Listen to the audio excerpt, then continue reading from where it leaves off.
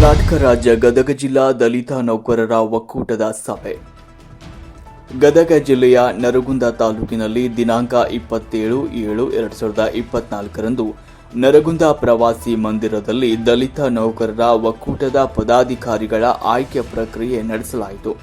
ಕರ್ನಾಟಕ ರಾಜ್ಯದ ಡಿಎಸ್ಎಸ್ ಸಂಘಟನಾ ಸಂಚಾಲಕರು ಹಾಗೂ ಗದಗ ಜಿಲ್ಲಾ ದಲಿತ ನೌಕರರ ಒಕ್ಕೂಟದ ಜಿಲ್ಲಾ ಗೌರವಾಧ್ಯಕ್ಷರು ಎಸ್ಎನ್ ಬಳ್ಳಾರಿ ಅವರ ಸಮ್ಮುಖದಲ್ಲಿ ಜಿಲ್ಲಾ ಕಾರ್ಯದರ್ಶಿ ಮುತ್ತು ಮಾದರ್ ಅವರ ನೇತೃತ್ವದಲ್ಲಿ ಪದಾಧಿಕಾರಿಗಳ ಆಯ್ಕೆ ನಡೆಯಿತು.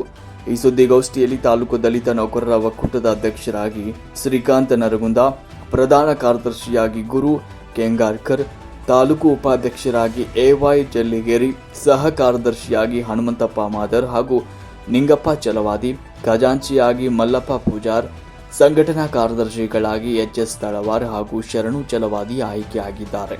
ಈ ಸಂದರ್ಭದಲ್ಲಿ ಜಿಲ್ಲಾಧ್ಯಕ್ಷ ಚಂದ್ರಶೇಖರ ಮೇಲಿನಮನಿ, ನರಗುಂದ ತಾಲೂಕಿನ ದಲಿತ ಸಂಘರ್ಷ ಸಮಿತಿಯ ಸಂಚಾಲಕರಾದ ದತ್ತು ಜೋಗನ್ನವರ್ ಹಾಗೂ ಅವರು ಇನ್ನೂ ಅನೇಕ ಸಂಘಟನಾ ಪದಾಧಿಕಾರಿಗಳು ಮತ್ತು ಎಲ್ಲರೂ ಕೂಡ ಸಂದರ್ಭದಲ್ಲಿ ಉಪಸ್ಥಿತರಿದ್ದರು.